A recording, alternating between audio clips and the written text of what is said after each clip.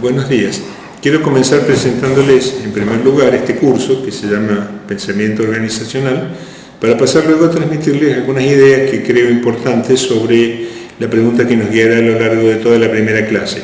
Esta pregunta es: ¿qué son las organizaciones justamente? La presentación del curso es sencilla y se resume en su título, que es Pensamiento Organizacional. Tenemos la expectativa de que nos ayude desde la perspectiva organizacional a analizar situaciones propias de las instituciones públicas, de instituciones de la política, de las empresas, de instituciones del mercado y también de nuestra vida laboral y nuestra vida personal. Como dice el temario publicado, la pregunta ¿qué son las organizaciones? En realidad es muy parecida a la pregunta ¿qué es la humanidad? De eso es lo que hablaremos justamente a continuación.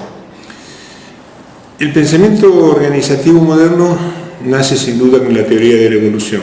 Esta teoría explica por primera vez cómo emergen mecanismos cooperativos generales para asegurar y para reproducir la vida. Algunas especies, como las hormigas y como los castores y como las abejas, se organizan, crean, fabrican, por decirlo así, organizaciones para obtener alimento y para obtener seguridad, igual que nosotros. Sin duda deben ser las verdaderas inventoras de las organizaciones, pero con una diferencia importante con nosotros: no tienen el control sobre el diseño de sus reglas. Los animales heredan las reglas organizacionales en realidad a través de los genes de sus padres, nosotros no. La explicación del desproporcionado poder que tiene nuestra especie al extremo de poner en peligro el planeta mismo no se halla en nuestros genes, sino en nuestras organizaciones.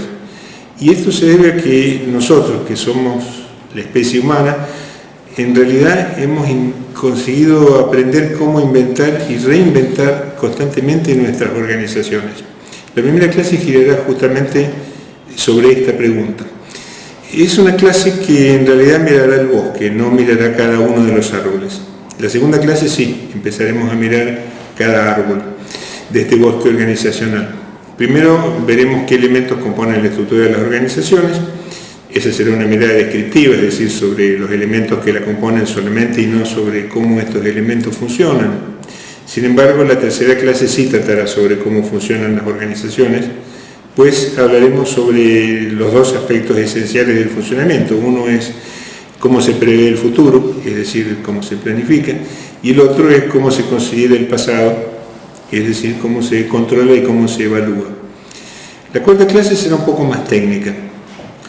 En realidad consideraremos los indicadores que se pueden usar para planificar y controlar. Es una clase que apuntará a ver un poquito más de cerca algunas herramientas. Y la quinta y última de las clases, en realidad será un ejercicio de pensamiento organizacional que esperamos que hagan ustedes. Esto significa que hagan un breve trabajo final en el que apliquen de alguna manera algo de lo que habremos aprendido en este curso, o al menos eso es lo que esperamos. Bueno, pasemos ahora al tema de la primera clase. En realidad lo que les quiero transmitir son 6 ideas.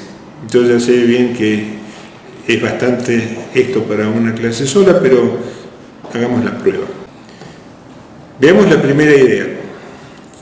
Esta idea es que las organizaciones son nuestro ambiente, no la naturaleza.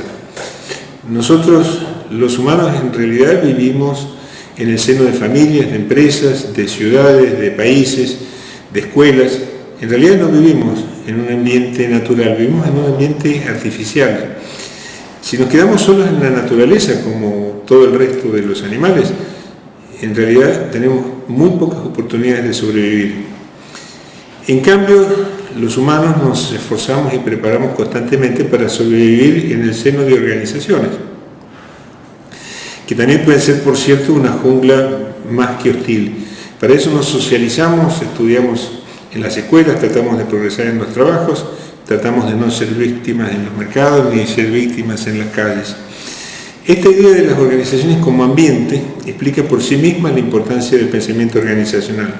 Así como los animales deben conocer las reglas de juego de la selva, nosotros debemos conocer las reglas de juego de las organizaciones en las que vivimos. Estas son en realidad nuestra verdadera selva. La segunda idea: hay 2 clases de organizaciones. las organizaciones de pertenencia por un lado y las organizaciones de producción por otro.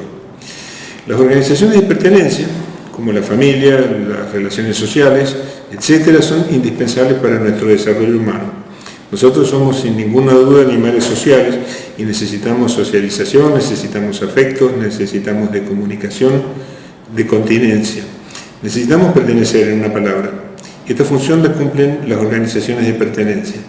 Recientemente las redes sociales se han agregado al inventario de las organizaciones de pertenencia de una manera que jamás hubiéramos sospechado tan solo una década atrás. Pero las organizaciones de pertenencia no son suficientes para que sobrevivamos como especie. El poder de nuestra especie se debe a que hemos desarrollado otra clase de organizaciones, que llamamos organizaciones de producción. Estas son las que en última instancia tienen por finalidad y tienen por resultado proporcionarnos alimento y seguridad para sobrevivir. Esto se logra cuando los grupos humanos establecen mecanismos cooperativos con estos fines, que pueden ser cultivar la tierra, apoderarse de otros animales, hacer la guerra a otros humanos para quedarnos con lo que tienen, fabricar cosas que no son útiles, cualquier cosa que se nos ocurra. Bien, esta pequeña lista que acabo de mencionar resume prácticamente todo lo que las organizaciones de producción pueden hacer.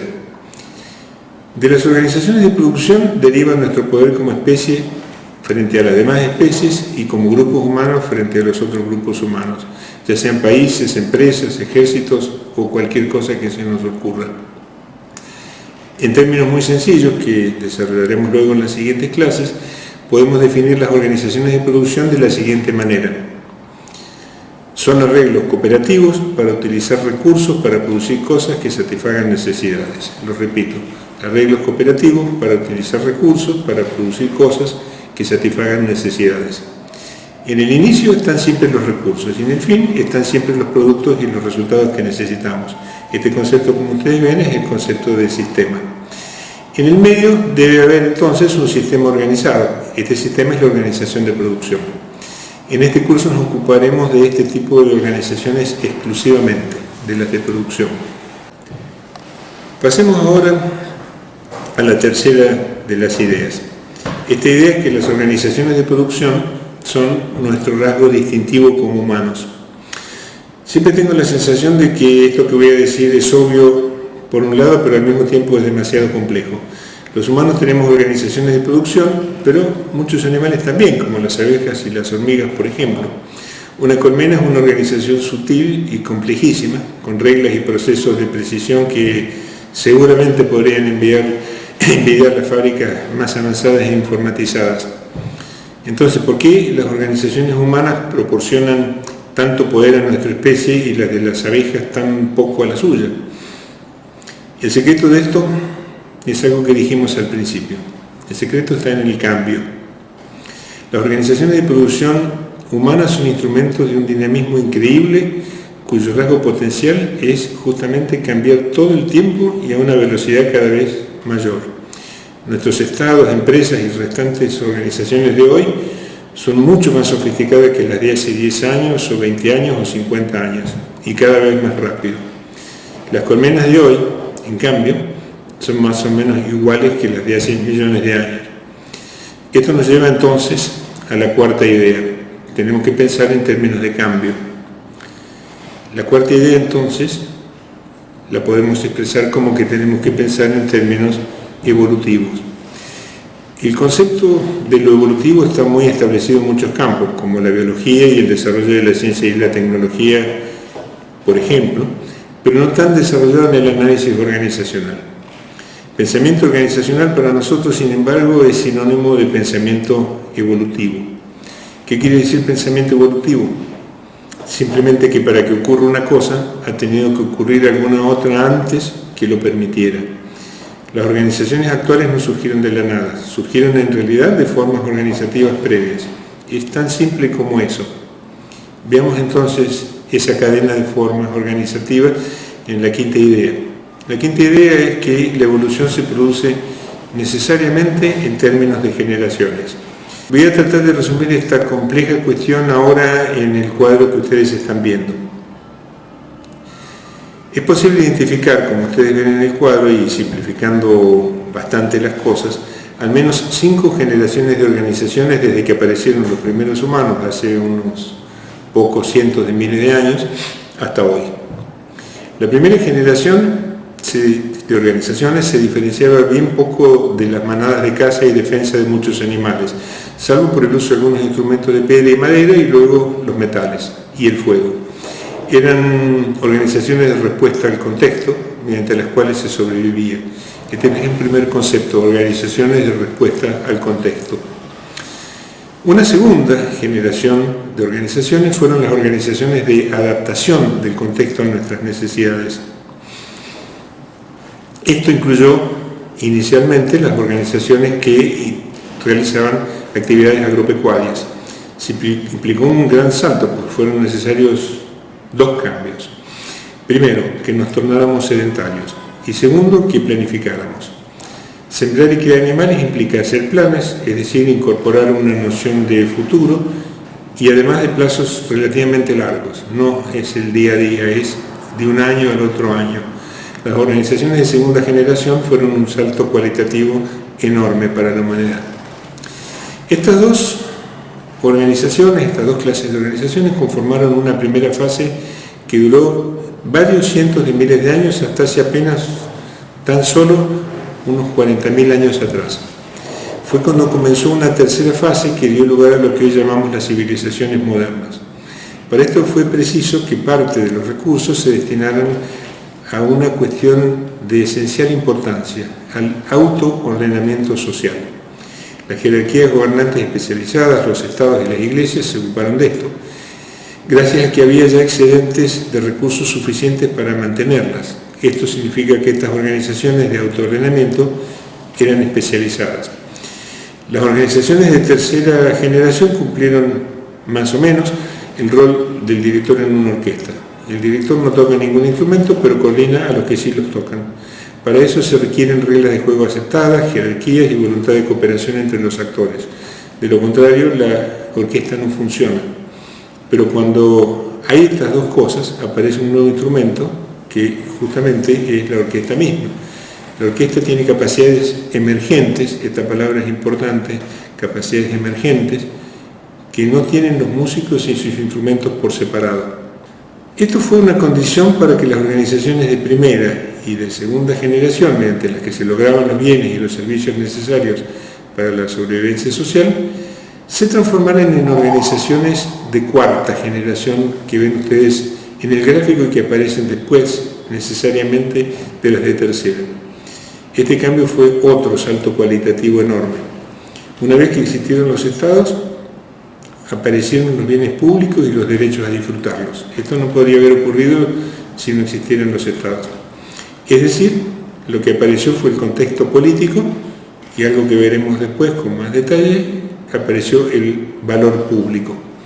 Por ejemplo, en Atenas o en el Imperio Romano, cuando ya había estados fuertemente constituidos, pudieron existir obras públicas como calles y acueductos y derechos a circular y a utilizar el agua.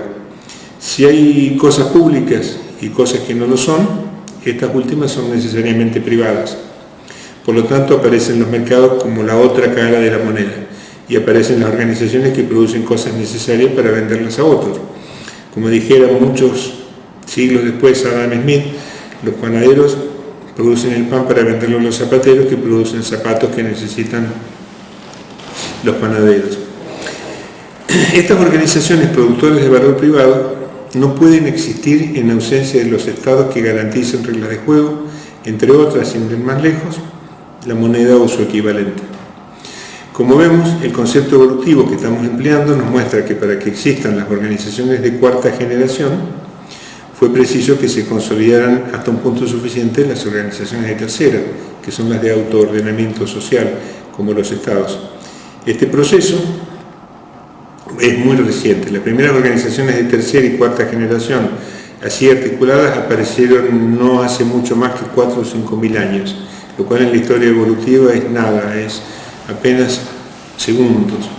Las civilizaciones griegas, atenienses y espartanas son las que más conocemos los occidentales, aunque realmente había organizaciones de este tipo en Oriente.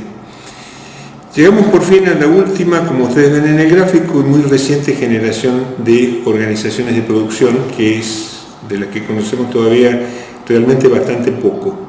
Estas son las redes organizacionales. Las redes organizacionales, que es una nueva definición que les voy a dar, son arreglos cooperativos entre diversas organizaciones para producir conjuntamente lo que les resultaría menos ventajoso o bien imposible producir por su cuenta. Son algo así como meta-organizaciones privadas y públicas que se articulan desde muy pocas hasta conjuntos de miles de otras organizaciones de manera muchas veces hoy en día globalizada. Por ejemplo, la empresa Toyota es una red de unas 16.000 empresas de todo el mundo que conjuntamente producen los automóviles. No los produce una sola empresa, los produce en realidad esta red. Este ejemplo además no parece ser bajo ningún concepto la excepción, sino más bien la regla de las grandes organizaciones actuales. No son organizaciones solas, sino que son redes. Veamos ahora la sexta y última idea. Hay 3 reglas de funcionamiento general válidas para todas las organizaciones de producción. Esta es la sexta y última idea. Esta última idea en realidad es una introducción a lo que veremos en la clase próxima. Consiste en suponer 3 cosas. Primera cosa, las organizaciones de producción deben obtener sus recursos del valor, entendido como satisfacción de necesidades, que produzcan para terceros, no solo para sí mismas. Las organizaciones de autosubsistencia, como por ejemplo algunas familias rurales, no pueden producir los excedentes necesarios para el funcionamiento social. Los funcionamientos sociales requieren organizaciones que produzcan para otros, además de para sí mismas. Esta es la primera regla general. La segunda regla general de las organizaciones. Las organizaciones de producción deben tener sus propios mecanismos de regulación de su estabilidad y de su sostenibilidad.